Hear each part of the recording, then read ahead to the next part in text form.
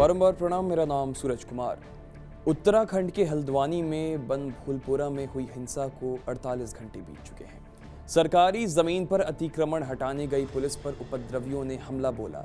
सैकड़ों पुलिसकर्मी घायल हुए, जवाबी कार्रवाई भी हुई और 6 लोग मारे गए, जबकि 300 से ज्यादा लोग जख्मी हैं। मृतक इस पूरे प्रकरण में अभी तक 5 रिपोर्टेड हैं। 5 लोगों की मृत्यु हुई है और इसके अलावा 3 लोग सीरियसली इंजर्ड हैं, जो कि सुशीला तिवारी हॉस्पिटल में है। इसके अलावा बाकी पुलिसकर्मी बहुत घायल हैं, वो लोग माइनर इंजरी के शिकार हैं और उन लोगों को डॉक्टर ने मेडिकल असिस्टेंस देने के बाद अपने घर पर रेफर कर दिया है। उसके अलावा कोई और खास अभी रिपोर्टिंग और नहीं हुई। हिंसा के 48 घंटे बाद पहले साजिशकर्ता का नाम सामने आया है। पुलिस सूत्रों के मुताबिक इस शख्स का नाम है अब्दुल मलिक। अब्दुल मलिक का ही मलिक बगीचे पर कब्जा था, जहां पर बने अवैध निर्माण को ढाने प्रशासन की टीम गई थी। हिंसा के बाद अब्दुल मलिक फरार हो गया। तलाश लेकिन जारी है। पुलिस की कई टीमें अलग अलग जगहों पर दबिश दे रही है। कहा जा रहा है कि हल्द्वानी पुलिस अब्दुल मलिक पर NSA लगाने की भी तैयारी में है। अब्दुल मलिक जो है उसकी पुलिस तलाश कर रही है, वो भी हमारे केस में नामजद अभियुक्त है। और चूंकि ये जो अवैध निर्माण का कार्य था ये अब्दुल मलिक के द्वारा ही किया गया था, तो अवैध निर्माण का जो ध्वस्तीकरण की जो कार्रवाई थी उसका सबसे ज्यादा विरोध उसी के द्वारा किया गया था। अब केवल अब्दुल मलिक ही नहीं है जो पुलिस की रडार पर हैं। हिंसा में दूसरे आरोपी भी जो शामिल थे उनकी भी तलाश पुलिस कर रही है। अब्दुल मलिक का कॉल डेटा, रिकॉर्ड्स और हिस्ट्री खंगाली जा रही है। सूत्र बता रहे हैं कि अब्दुल मलिक का एक दिल्ली में भी घर है और वहां भी पुलिस की टीम दबिश दे सकती है। खबर लिखे जाने तक हल्द्वानी पुलिस ने 3 FIR दर्ज की है, जिसमें 19 आरोपियों को नामजद किया गया है, जबकि 5000 अज्ञात लोगों पर मामला दर्ज किया गया है। 5 आरोपी अब तक गिरफ्तार किए जा चुके हैं और बाकी आरोपियों की पहचान ड्रोन और CCTV फुटेज के आधार पर की जा रही है। पुलिस की तरफ से 3 FIR पंजीकृत हुई है और ये 3 FIR जो है उनमें हम लोगों ने इन्वेस्टिगेशन शुरू की और जो तथ्य आए हैं CCTV एनालिसिस हम लोगों ने किया है और जो बाकी एविडेंस है उसके आधार पर अभी 5 लोगों की गिरफ्तारी हुई है। 5 लोगों की गिरफ्तारी के बाद में बाकी जो अभियुक्त हैं उनको आइडेंटिफाई करने का काम हमारी टीम ने शुरू कर दिया है और कुछ बाकी जो अभियुक्त हैं उनकी गिरफ्तारी के लिए टीमें लगी हुई है। जल्दी बाकी जो अभियुक्त हैं उनको भी गिरफ्तार किया जाएगा। हिंसा के बाद हल्द्वानी शहर में भारी पुलिस बल और पैरामिलिट्री फोर्स की तैनाती है। हल्द्वानी के बाहर इलाकों से कर्फ्यू को हटा लिया गया है, लेकिन बनभूलपुरा इलाके में अब भी कर्फ्यू लागू है। दुकानें और स्कूल कॉलेज भी बंद हैं। इंटरनेट सेवा पर भी रोक लगा दी गई है। कोई भी उपद्रव मचाते दिखा तो उसे देखते ही शूट करने का आदेश दिया गया है। हल्द्वानी में हालात बिल्कुल सामान्य है। केवल जो बनभूलपुरा, यहाँ पे कर्फ्यू भी हटा दिया गया है हल्द्वानी क्षेत्र आउटर एरिया में। केवल बनभूलपुरा का जो एरिया है उसमें हमने अभी कर्फ्यू जारी रखा है। डिप्लॉयमेंट हमने सफिशिएंट कर रखा है। आप अवगत होंगे हमारी 4 company central arm police force की भी कंपनियाँ यहाँ पे है और जिसमें ITP SSB के लोग भी हैं। सफिशिएंट जो है 7 कंपनी PSC की और विभिन्न जिलों की फोर्सेज यहाँ पे। घटना की मजिस्ट्रियल जांच का भी जिम्मा कुमाऊं मंडल के कमिश्नर दीपक रावत को दिया गया है।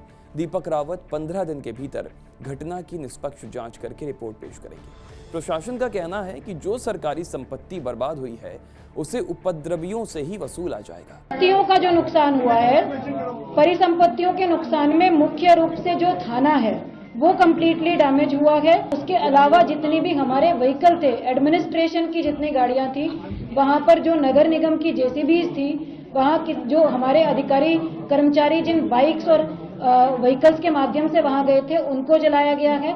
कुछ सार्वजनिक बसें वगैरह भी जलाई गई हैं। जिन लोगों ने भी सरकारी संपत्ति को और जो लोगों की निजी संपत्ति है उसको नुकसान पहुंचाया, उन्हीं से उनकी भरपाई होगी।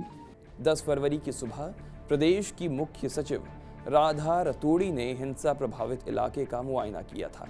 साथ ही अस्पताल पहुंचकर घायलों से भी उन्होंने मुलाकात की। मुख्य सचिव ने DM और SSP को आदेश दिए हैं कि मौजूदा हालात पर नजर बनाए रखें। अब आपको बताते हैं कि 8 फरवरी को क्या हुआ था। प्रशासन की टीम बनभूलपुरा इलाके में अवैध जमीन पर बने मदरसे और नमाज स्थल को ढाने गई थी। कार्रवाई से नाराज उपद्रवियों ने पुलिस की टीम पर हमला बोला। चारों तरफ से पत्थरबाजी होने लगी। वहां मौजूद कई गाड़ियों में आग लगा दी गई। पेट्रोल बम का भी इस्तेमाल किया गया। उपद्रवियों ने बनभूलपुरा थाने पर भी हमला बोल दिया।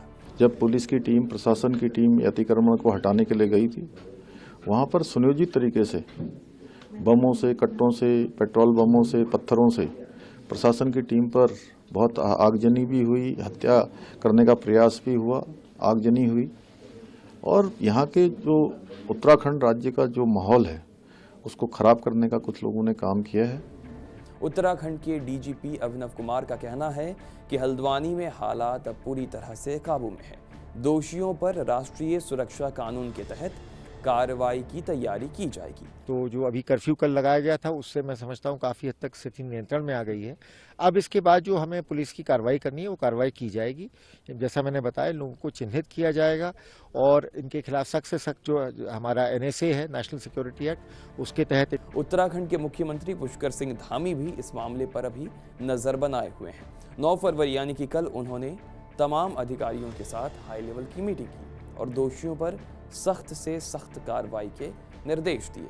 मीडिया रिपोर्ट्स ये दावा करती है कि लोकल इंटेलिजेंस यूनिट ने हल्द्वानी प्रशासन को ये आगाह किया है, लेकिन हल्द्वानी पुलिस ने इसकी अनदेखी की।